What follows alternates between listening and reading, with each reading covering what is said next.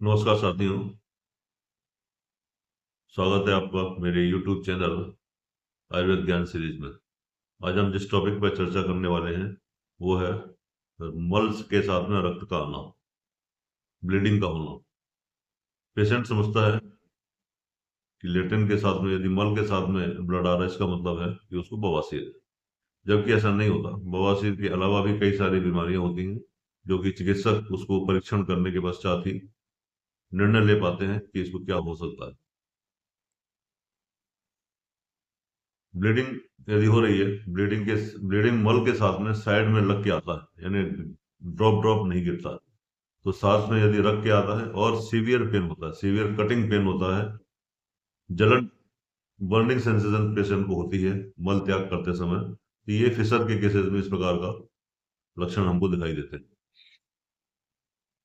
दूसरा, पाइल्स होता है। पाइल्स में ब्लीडिंग होती है तो ब्लीडिंग ड्रॉप ड्रॉप होती है, बूंद बूंद गिरता है ब्लड, या पिचकारी के रूप में मारता है या धार के रूप में ब्लड मल त्याग करते समय होता है, लैट्रिन मल निकलने के पश्चात। तो ये बवासीर के लक्षण है। इसमें पेन हो भी सकता है और पेन नहीं भी हो सकता है, मत से हो भी सकते हैं, मत से नहीं भी हो सकते हैं। यदि फ्रेश ब्लड निकल रहा है, बिल्कुल ब्राइट रेड कलर का, और ताजी ब्लड निकल रहा है, ड्रॉप ड्रॉप गिर रहा है, तो ये पाइल्स होने के लक्षण हमको समझ में आते हैं कि इसको पाइल्स हो सकता है। तो अभी चिकित्सक उसको देख के निर्णय ले पाएगा कि ये फर्स्ट डिग्री है, सेकंड डिग्री है, कि थर्ड डिग्री है। तीसरी एक और बीमारी होती है अल्सरेटिव कोलाइटिस। अल्सरेटिव कोलाइटिस में जो ब्लड निकलता है वो मल के साथ में जो म्यूकस निकलता है, चिकना चिकना लाल सरी का पदार्थ निकलता है, उसके साथ में रक्त मिल के आता है, यानी कतरे कतरे रूप में उसमें ब्लड लगा रहेगा, तो उसको वो अल्सरेटिव कोलाइटिस होता है। अल्सरेटिव कोलाइटिस में एक लक्षण होता है कि उसको मल त्याग, मोशन पास करना दिन में 3 बार, 4 बार, 5 बार, सीवियर केसेस में 10-10 बार भी पेशेंट को मल त्याग करने के लिए जाना पड़ता है।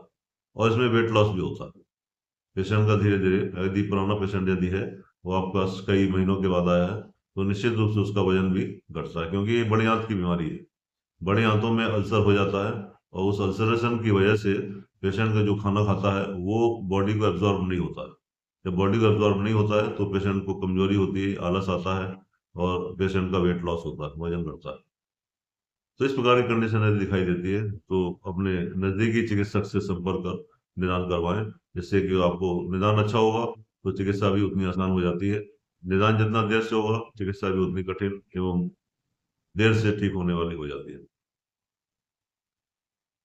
एक और बीमारी होती है जिसमें ब्लड आपको दिखाई तो नहीं देता, लेकिन मल का वर्ण जो है, मल का कलर ब्लैक कलर का होता है। ब्लैक कलर का खास तौर से जब ड्यूडेनम, यानी जो छोटी आंत का सबसे ऊपर का हिस्सा होता है, स्टमक, आमाशय जिसको हम कहते हैं, और उसके नीचे का हिस्सा ड्यूडेनम, छोटी आंत का हिस्सा, पहला हिस्सा होता है, उसमें यदि अल्सर होता है तो उससे यदि ब्लीडिंग होती है तो ब्लीडिंग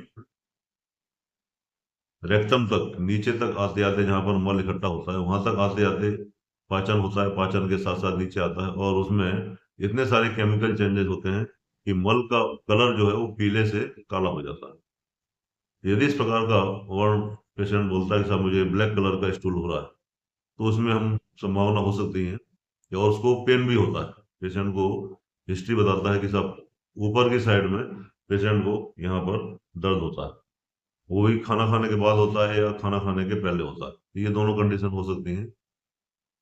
तो ऐसी अवस्था में हम समझ सकते हैं कि उसको पेट में, खास तौर से स्टमक या ड्यूडेनम में अल्सर हो सकता है। इसके लिए फर्दर हम लोग फिर और इन्वेस्टिगेशंस कराते हैं, और उसके बाद ही फाइनल डायग्नोसिस बन पाता है कि उसको क्या है। तो इस प्रकार के लक्षण यदि हमको दिखाई देते हैं ब्लीडिंग के, तो इसको हल्के में न लें, इसको तुरंत अपने नजदीकी चिकित्सक के पास जाके सलाह लें और उसको परीक्षण करवाएं, तो वही निर्णय कर पाएगा कि इसको क्या है। जितना जल्दी आप दिखाएंगे, जितने जल्दी निदान होगा, उतनी ज्यादा आसानी भी चिकित्सा भी होगी और उतना ही जल्दी ठीक पेशेंट होता है। तो इसको हल्के में न लें और तुरंत चिकित्सक से संपर्क करें। धन्यवाद। मेरा वीडियो यदि आपको पसंद आया हो तो मेरे चैनल को सब्सक्राइब करें, लाइक करें, शेयर करें। Thank you very much.